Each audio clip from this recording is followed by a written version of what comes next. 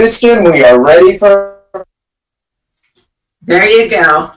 Thank you so much. I want to share with you today our keynote this morning is a graduate of the Art Center of Pasadena and is a true legend in the car design world, having designed vehicles for over 400 of Hollywood's biggest films, including some of my favorite, Batman, Knight Rider, Jurassic Park, Monster Garage, and Artemis Fowl. It is no wonder he is an award-winning car designer and filmmaker.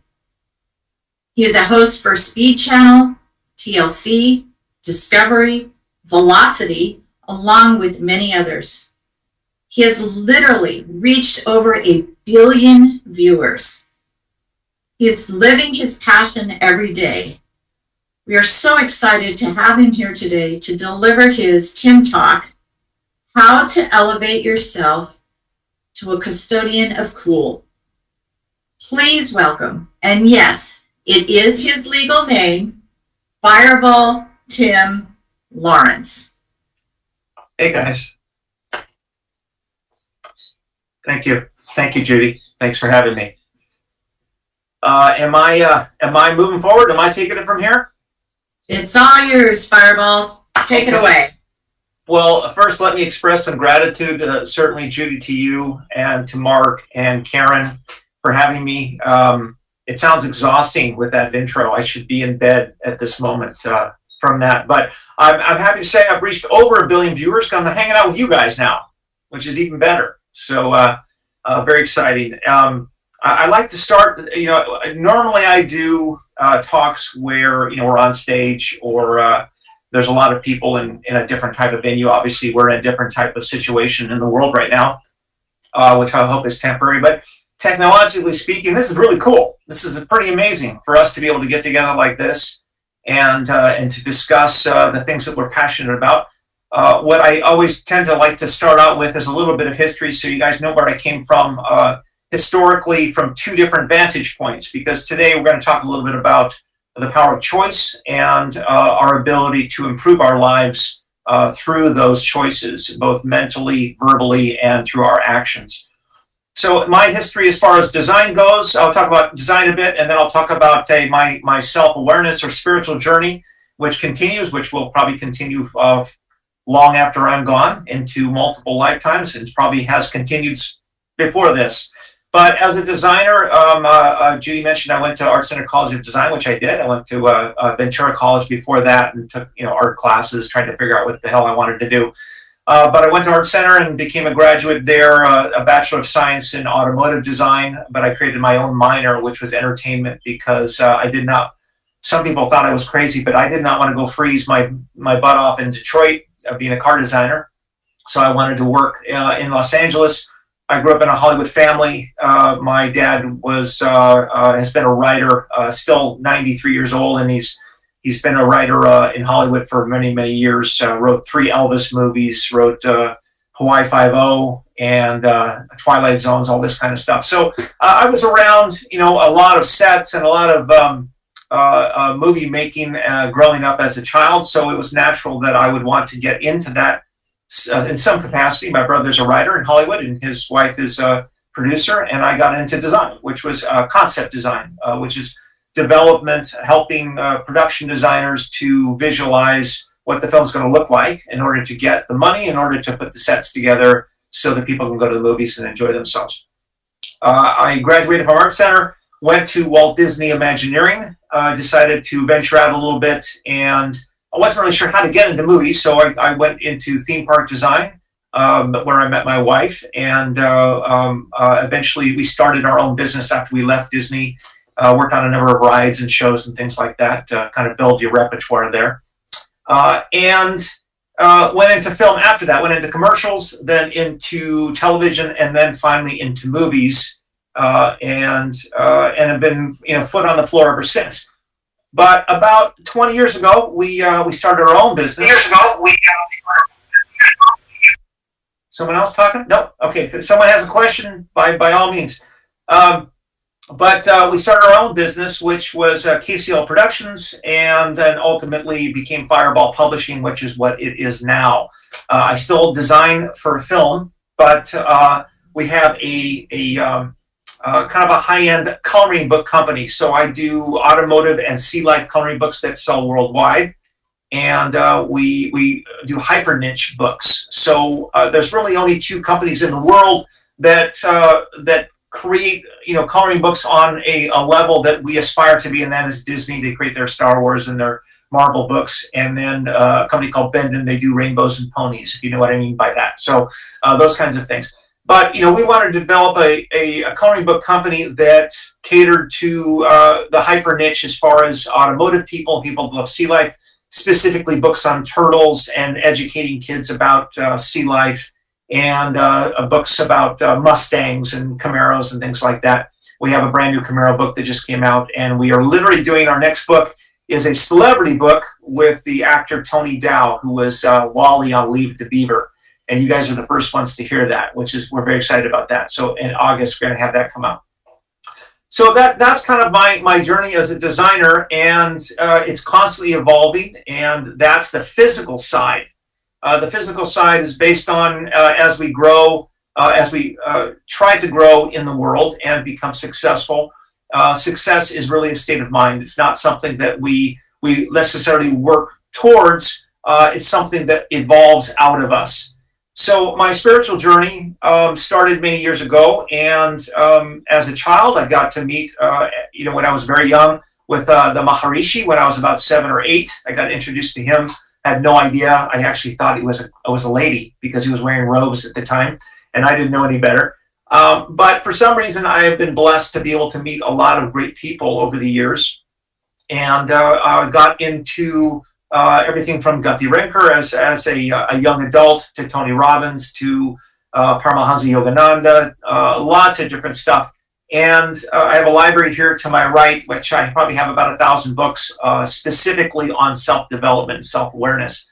And you realize that after a period of time, this growth that you're working towards, enlightenment, or however you want to call it, is not something you ever really attain. It's something that constantly unfolds out of you. And with you guys in Toastmasters, what I'm going to try to talk about a little bit today is our ability to put ourselves in a state of flow while we're talking, while you're on stage. And there's ways to prepare yourself for that. And when we talk about becoming a custodian of cool, which is kind of a moniker that we've developed, we have a show called Art Talk. We do every Monday on Facebook Live in the mornings at 8 a.m. And the idea of a custodian of cool is someone that aspires to bring positivity into their lives and to be able to share that positivity with others. It's a challenge. It's an easy thing to understand in the sense that I could give you an assignment to read 50 books on riding a bicycle. And all of you could read those books and you become very intellectually prosperous, and you could come back, we could have a meeting, we could all talk about what it's like and the technicalities and what kind of brakes you have, whether it's Shimano's or whether they're this or that, or what kind of frame you should have. You'd be very well versed on riding bikes, yet you've never gotten on the bike itself. And that's the experience that we're talking about. All these books that I have over to my right have no meaning unless I actually apply some of these things within my life, and I make mistakes and work through those things. So we are in a very challenging time right now, and there's a lot of violence going on in the world. There's a lot of negativity. There's a lot of criticism. There's a lot of finger pointing, a lot of stuff. And all we want to do is move forward and try to create the best possible lives for ourselves. And I'm telling you that is not only possible and doable, but it's something that you can absolutely experience in this moment right now. And you can chain link those moments from one to the other. And you can build yourself a hell of a life, an amazing life. And this really comes down to our ability to choose what we think about, to choose what we voice our opinions about, the verbal aspect of ourselves, and our actions. So those three things. Those are really the only three things that we can control in our lives. We can control what we think about, we can control what we say, and we control the actions that we do. Now, many people recently have chosen to loot stores, to become violent, to become angry. And I want you guys to aspire to something greater. I know that you are, otherwise you would not be here. Many of you that are watching on YouTube right now, we are all being faced with a lot of challenges in this time. Normally my talks would be a lot lighter and maybe a little bit more humor, but I think that's important now that we have something that's serious that's going on, and that if we are diligent and focused, we can all prosper equally and be able to share that with each other. Okay, let me take a quick swig here. So I would say that the first step towards achieving this in any goal, in any desire, is that, number one, we have to know where we're going. We have to understand that in order to get somewhere, we have to know where we're going. We wouldn't get on a plane and fly around for an hour and then try to figure out where the hell we're going. We would always decide, right out of the gate, we want to go to Hawaii, we want to go to China, Michelle. We want to go someplace that would be really fun, right? That we would enjoy ourselves. Rarely do we fly someplace that we don't want to go to. We're not going to get in a plane and fly to Afghanistan for fun. So it comes down to our ability to choose that, and that's a very obvious choice. Hi, Karen. How are you? So the thing about this is that many of us see things that happen in the world. It could be somebody cutting you off on the street. It could be a situation you see on television. And we react to those things. And because we basically, what we call reversify our lives, is that we don't move forward unless we are essentially backed against the wall. We react to this, we react to that, and our life becomes a series of reactions. And the way life is actually the opposite. The truth of life, and that little secret, I'll tell you a quick story, is that, and many of you have probably heard this over the years and maybe variations of it, but the great gods on Mount Olympus decided that they didn't want man to know the secret of growth and prosperity, because if they did, then they could become gods, and the gods don't want that. So they decided to take man's awareness and to hide it. And one god said, well, why don't we stick it on the top of the highest mountain up there, and they'll never find it. They said, no, someone will climb up that mountain, and they'll capture their awareness, and they'll find out where it is. And then another god said, well, why don't we hide it deep in the ocean? And that way they won't be able to swim down to the bottom of the ocean and say, well, have you met James Cameron? Because he's gone down to the bottom of the ocean, right? So they decided, well, that's not the place to do it. And then the last god said, well, I got an idea. How about if we decide to hide man's awareness deep within himself? He'll never think to look there. And surprise, that's exactly where it is. The study of self-awareness is the journey of going from a two-dimensional person to a three-dimensional person. And that's a very difficult thing to understand, because something that's two-dimensional does not know what it's like to be three-dimensional. Dogs don't know what it's like to be human. A child doesn't know what it's like to be an adult. They have to go through this experience. And our experience of coming from a two-dimensional person to a three-dimensional person through self-awareness is realizing not only that choice is the true power that's within ourselves, it's to choose wisely. And since we only control three things, which is our thoughts, our words, and our actions, those are the only things that we can apply choice towards. And I want you guys to think about that. So it's easy to say. Like I said, you can explain this to a child of 10 years old, and they can get this. The difficult part, kind of like reading a bunch of books about riding the bike, you can understand that. The difficult part is actually getting on the bike and riding. Okay, so this is where the challenge is, that every single day we are faced with the evolution of these three things, of your thoughts, your words, and your actions. Now, some of you may have not too much difficulty with your words. Some of you may find it easier just to act and not say anything. Some of you may be intellectual and can think easier, but have trouble following through with your actions. But where people get in trouble, and why the world is in a lot of the trouble currently that it is that their thoughts betray them. They're reacting to to the things that they see on television and the news and the violence and the anger and the rage. So their thoughts become thoughts of fear and anxiety. What if that comes to our town? What if someone tries to break into my house? These are all thoughts of fear that are predicated on what it is that they have been filling themselves with. Okay? And then our words are simply that. What if, I would say to my wife, what if someone comes and tries to break in, right? These kinds of things, these kinds of words are extremely dangerous, and I'll tell you why in a second.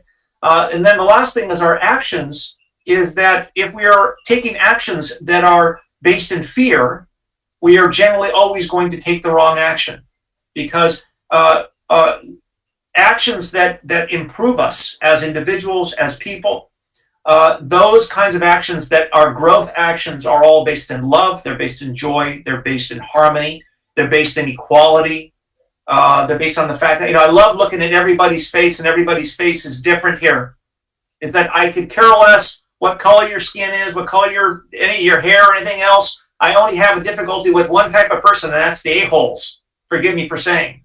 Is that people, and you have to understand at the same time, is that most people that are jerks, their thinking process is stuck in a mode of fear.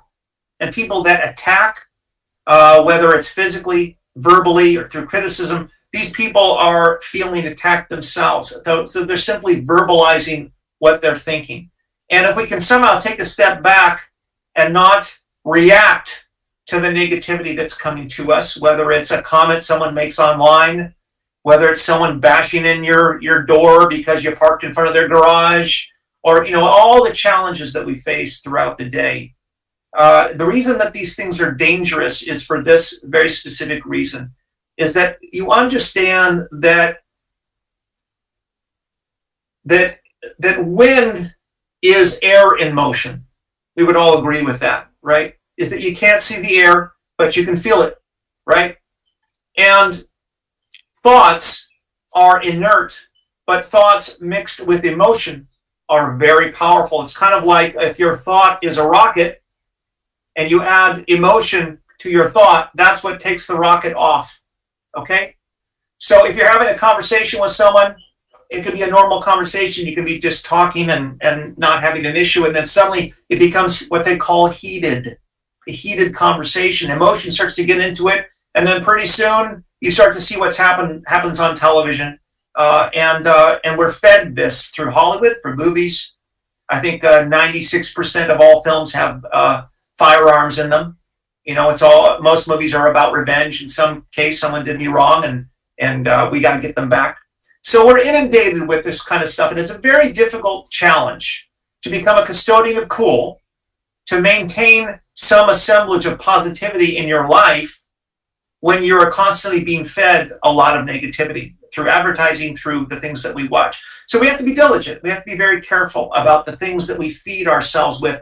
Many of you would agree that smoking isn't necessarily good for you, or eating too much, or, we have a lot of these things that are pretty straightforward, yet we're not very diligent about feeding our minds. Is that we have to make sure that we feed our minds that which is going to help us to grow. Now, going back to my original point, which is that we all want to get somewhere, right? We understand that we want to achieve a certain level of success. We want to be a good grandfather. Rigo, maybe we want, as we have grandchildren that suddenly appear in our lives. I'm very fortunate to be one. And you realize that the children are 100% purely subconscious for the first 7 years. So they are basically just a walking sponge. And if you have to be very careful about what you feed them. Now, there's an author I would recommend that you guys check out. It was a French philosopher. His name was Émile Coué. And Emile coined the term autosuggestion. And autosuggestion comes from initially the idea of suggestion. And that is simply, let's pick someone. Maggie, how are you? Maggie Escobar, good to see you. Maggie, you have a shirt. What color is your shirt that you're wearing? Black and white. Black and white. Okay, if I said to you, Maggie, how you doing today? Having a good time today? Wow, I noticed you're wearing a black and white shirt. You look much better in a yellow shirt. But that's up to you. No big deal. Now, what I've just done is I've created a suggestion. Now, if Maggie's confident, she's going to say, what the heck does he know about yellow? He doesn't know squat. I look fantastic, right? But some people may take that as like, oh, what should I change? It might fester for a couple of days, and then suddenly you put that shirt on in a week, and you look at yourself in the mirror and you go like, wow, I don't think I really look all that great in this. I might try a color. And then subconsciously, a few days later, you might buy a yellow shirt. Now, whether that happens or not, it all comes down to Maggie's ability to subconsciously or consciously control her thoughts. But that's a suggestion. But what I've done is, since I've planted that suggestion, once Maggie begins to believe it, it becomes an auto-suggestion. It becomes a suggestion that no longer needs me. It's something that has festered on its own, and Maggie's going to run with it. Now, we do this all the time. We suggest negativity and positivity to people. Oh, you got to get a new lock for your door because look what's happening. Look what's going on in the world. What the hell are you driving that gas guzzler for? Right? That's a suggestion.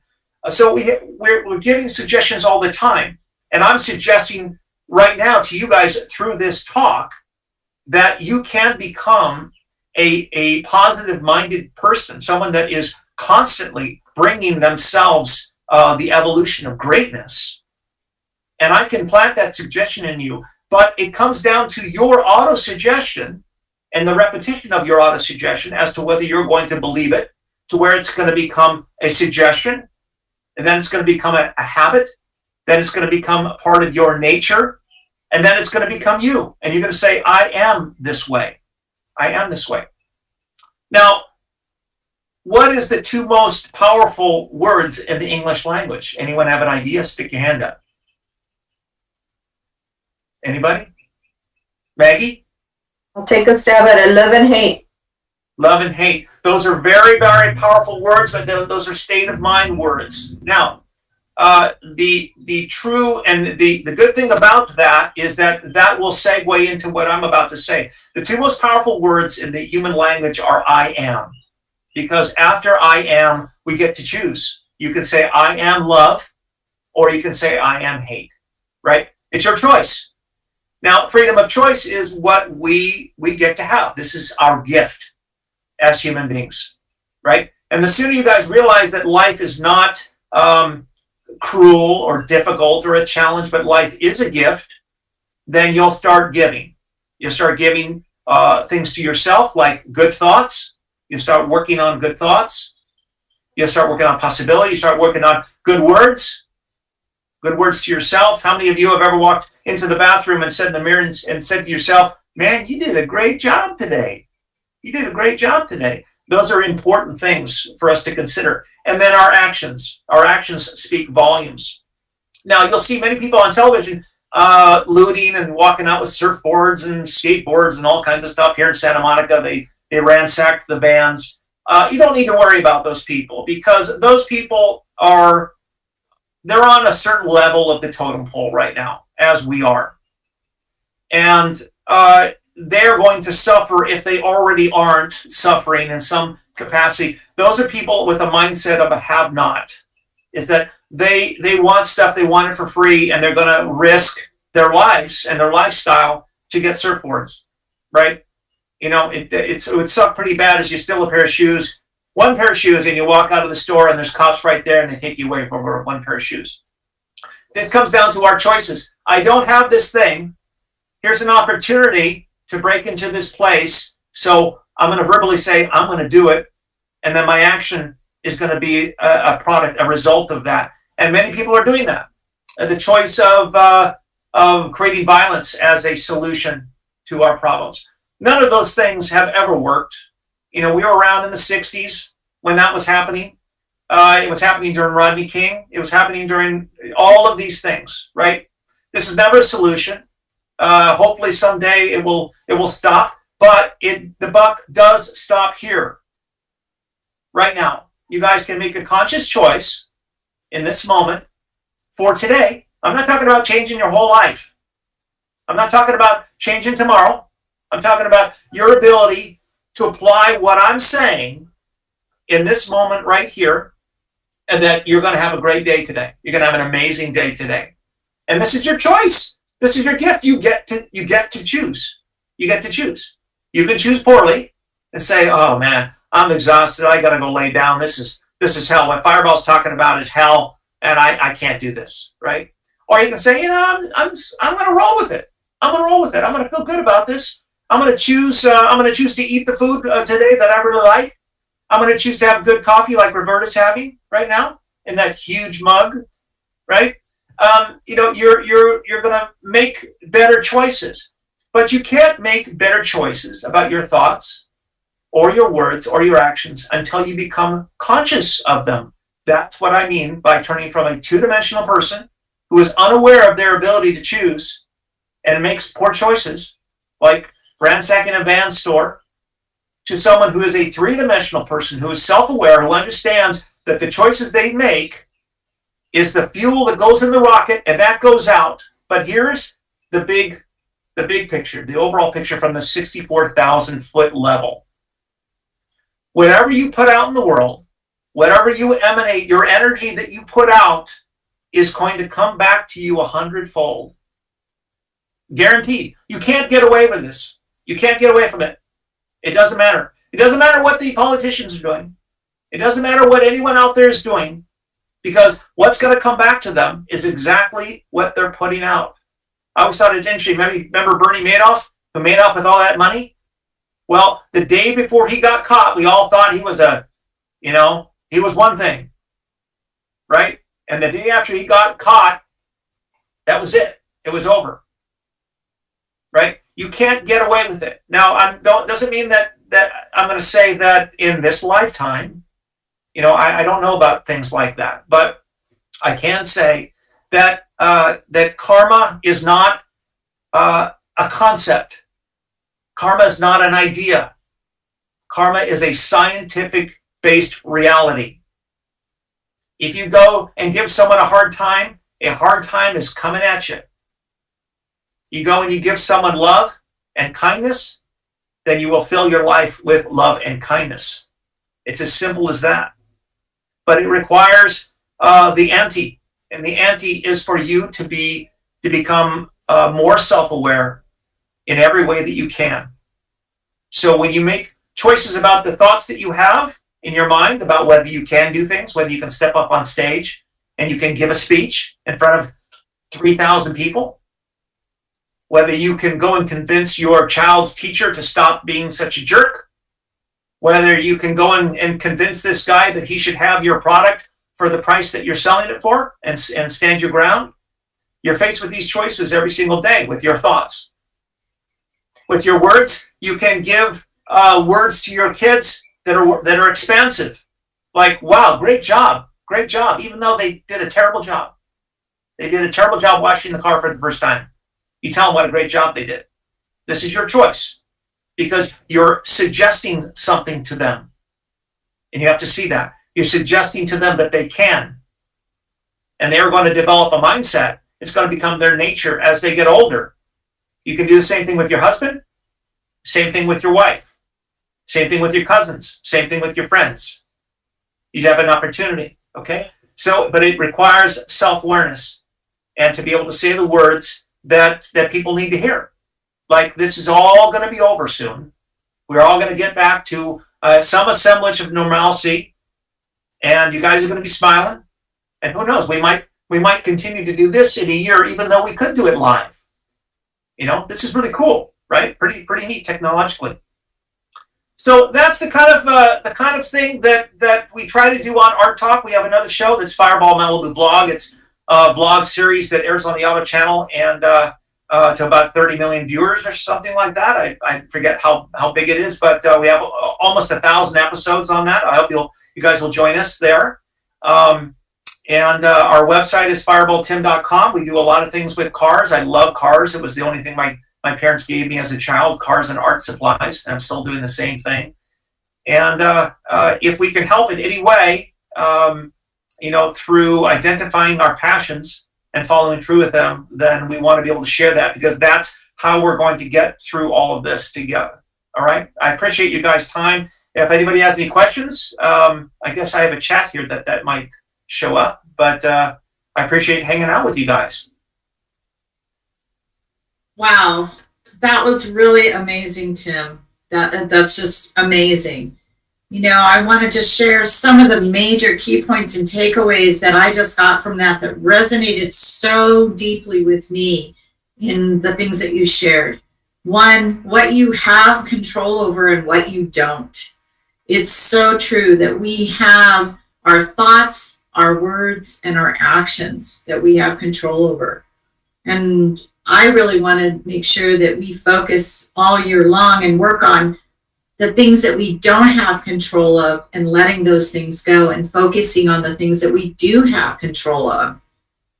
Also, I think karma is an amazing thing. It's not what everybody says it is. Karma is just exactly what you said. You get in what you get back what you put in. You want respect, then you have to give respect. You want to be loved, then you need to give love and become more lovable. So those are things that are just really amazing things to take away and to carry throughout the day with yourselves. I want to open the floor for our inner circle here. Does anyone have any questions for Fireball? You can wave or unmute yourself and share. Let's see. Hold on, we'll take them one at a time, you guys. You're all excited. Michelle, go ahead and go first. Thank you so much for this inspirational talk, Fireball. So I have one question for you. What is your thoughts on the multidimensional being? Because you have mentioned three-dimensional.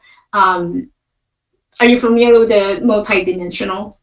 Well, as I understand it, it's there are certain things that we're meant to know in this dimension, and there were certain things that we're meant to ponder. And I think that pondering is very important, because thinking is really the impetus for all the things that we do. As a multidimensional being, I think what's important to understand is that for me is that when this is over, when this particular talk is over, I have a choice in which direction that I want to go in my life. I can get up from here and go have breakfast. I can get up and go draw. I can get up and go kiss my wife. There's a lot of things that I can go do. And because I have those choices, I have infinite scenarios, infinite dimensions to which I can participate in. And as I see as a multiple dimensional being is not so much that I'm trying to exist in multi dimensions at the same time, is that I simply understand that through the power of choice and choice awareness, that I can choose what is the best path for me based on what I want to achieve in my life. If I want more love in my life, then my choice probably should be go kiss my wife. If I want to become a better illustrator or a better performer, then there's things like that. Where we get into trouble is where we begin to choose from feelings of fear or anxiety and a lot of the things that we participate in. So the multi-dimension, I feel, and I could be wrong about this, I simply have to kind of look at it from the only perspective I know, and that is that I love the idea that, and I think it comes from when I was a kid. We would all pile into our station wagon and my parents would tell us where we were going to go, and the excitement of not knowing where we were going to end up was the best thing for me. Is that we would end up going to a pond and feeding ducks, so we would go to a nursery and play in the plants, or we'd go to Disneyland, or you didn't know where you were going to go. So I love that idea. I love the idea that I can wake up in the morning and I don't know what's coming, and I get to create that. So that for me is a multi-dimensional experience. Thank you. Thank you, Michelle. Justin, did you have a question? Oh, just a comment. It was really insightful today. I learned so much. I think as I'm getting older, I've made so many dumb mistakes in the past, but everything is really subconscious. Everything in life. I mean, it's our heart and our subconscious mind. And there's a proverb that says in the Bible, "For as he thinketh in his heart, so is he." I know it's not exactly biblical in the talk, but it applies in any religion or society. What we think about really is what we become, and that's really Absolutely. cool. Just a very good point. And I've always believed that the Bible is actually a book of science. It's just the verbal of the day isn't easy for us to understand now. But as you think of, it's the same thing with, Jesus turning the other cheek, is that he didn't mean to say necessarily verbatim that, turn your cheek away. The point is to not give your attention to the negativity of the world, because those are attention stealers. Is that what we put our attention on grows.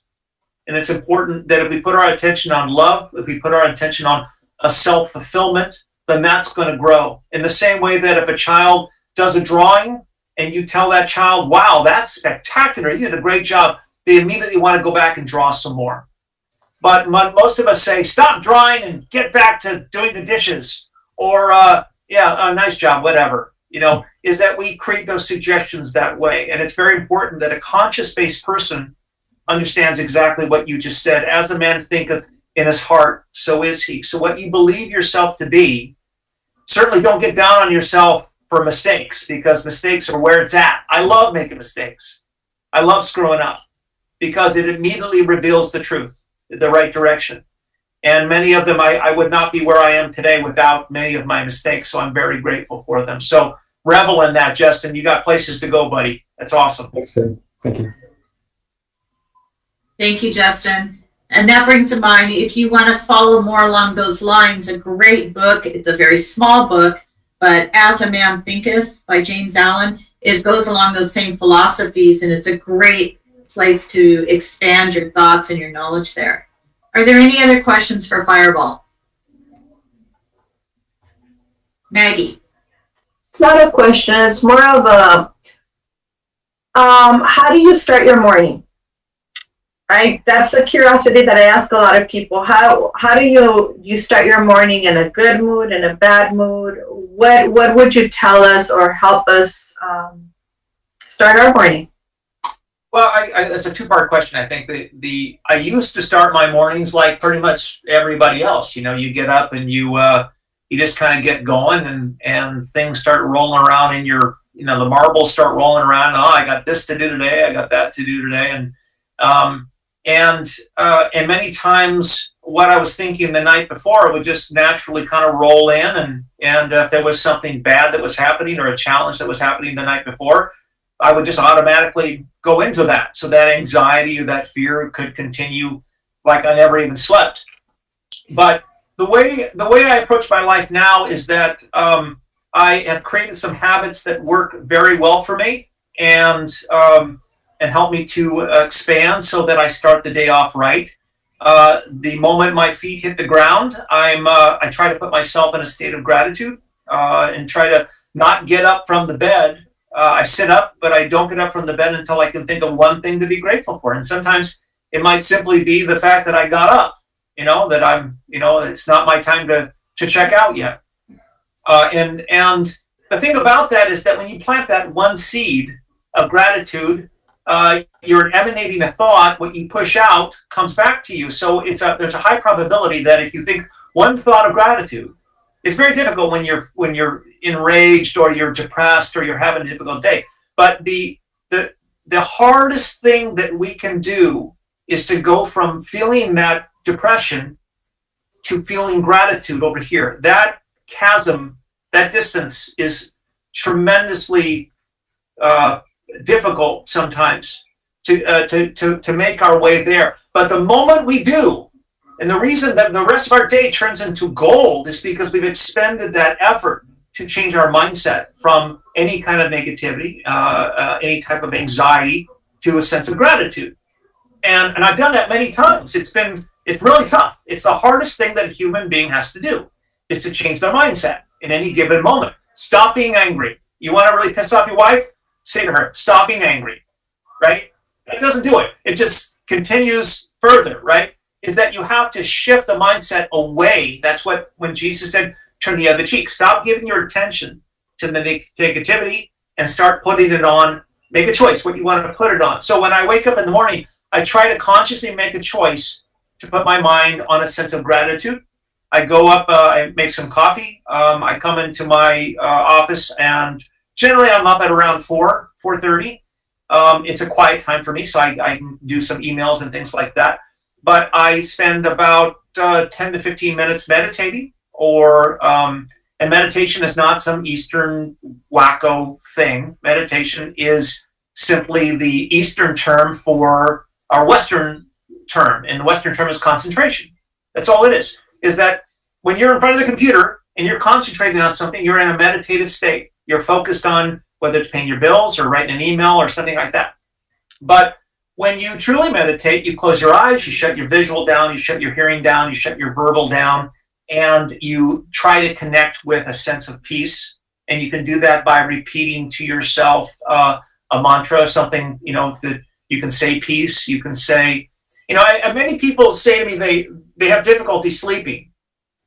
And I said, well, describe it to me. What's so difficult? So I go to bed, my mind won't turn off. And from the victim's standpoint, they are reacting to the fact that their mind won't turn off. But I'm going to give you the secret to falling asleep right here, right now. And I've been doing it for the last 25 years, and it's worked every night since. So you ready? Because this is it. When you go to bed, tell yourself, oh, I'm sleeping so good. I'm sleeping so good. I'm sleeping. I'm sleeping. I'm sleeping. Just keep repeating, I'm sleeping over and over again, using the two most powerful words in the human language, which is I am sleeping. And guess what will happen?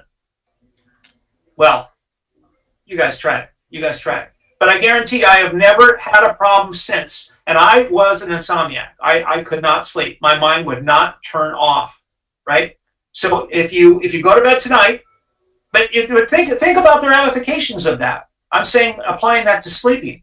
What if you started saying, I am wealthy, over and over and over? What if you say, I am loved, I am loving, I am helpful, I'm a badass, I'm a custodian of cool. You can say anything you want, right? But I'm telling you right now, this is the answer. You get up on stage and you're nervous, you say, I am confident. I am nerve-free. I'm not sure there's even a term for that, It works. This is how it works, okay? So Maggie, my morning is about making that I am choice in the morning, and to be grateful that I have that time before my wife wakes up to start the day, and to get, it's like, how can I serve? What can I do this morning that's going to make someone else's life better? And by doing that, my life will naturally become better. Okay? Stop making it about yourselves, people. Start making it about somebody else. Think about who you can help today. Whether it's your customer, whether it's your mother-in-law, don't put her in the trunk. Try to think of some other thing you can do with her. So hopefully that answers the question. Is applying that I am ideology to your day in the morning. Okay? Anybody else? Awesome question, Maggie. And I'm going to put a challenge out right now with that to Charlotte. Tonight, Charlotte, I want you to try the I am a great sleeper. And I want to hear a report back on how that comes out. Yeah. She might not get up for a while, so you may not hear back for a while. I know, that's okay. That'll be a great accomplishment. Sure. Any other questions for Fireball? Okay, what I would like to do is not only extend my gratitude for the message that you shared with us today. It hit home and it resonated so much. And I appreciate that. And today that's my gratitude and the thing that I will focus on. But I'd also like to share this moment with Karen Lucas, because I know she has a few words that she'd like to share on behalf for us. Please. Thank you so much, Fireball, for being here with us today. I always appreciate that you have something of value to share with our members and you took time out of your day. The fact that we have a choice and I am is our choice, and we can have great habits and opt to do that. Meditate, don't vegetate, and above all, language. I love that I don't have to say I have to, but I get to. And one of the coolest things ever is I get to do the two tenets in Planet Toastmasters with you. And that is, whenever we have somebody that gives us value, we pay them in our nonprofit way with not just gratitude and appreciation, but also we are going to ship this to you. This is a Planet Toastmasters book because we know that you like to draw and we know that you absolutely love to collect thoughts. So we have this here, and I'm keeping the plastic on, but we have a plexi with your name on it and Planet Toastmasters so that you will always remember your friends here in District 100, whether it's blindfold driving or being a custodian of cool. We absolutely cherish our friendship with you and what you share with us. Thank you so much, and it's an honor having you here. Thank you very much. I'll leave you with this last thought, and that is simply that Buddha said, remember to remember. That's the difficult part. But thank you, everyone. Thank you, Karen, Mark, Judy. I really enjoyed it. I'm going to bugger out so you guys can get back to business, but I appreciate it very much, and I will see you all very soon. Have an amazing day. Thank you. Thank you, Tim. All right, team. That was an amazing presentation.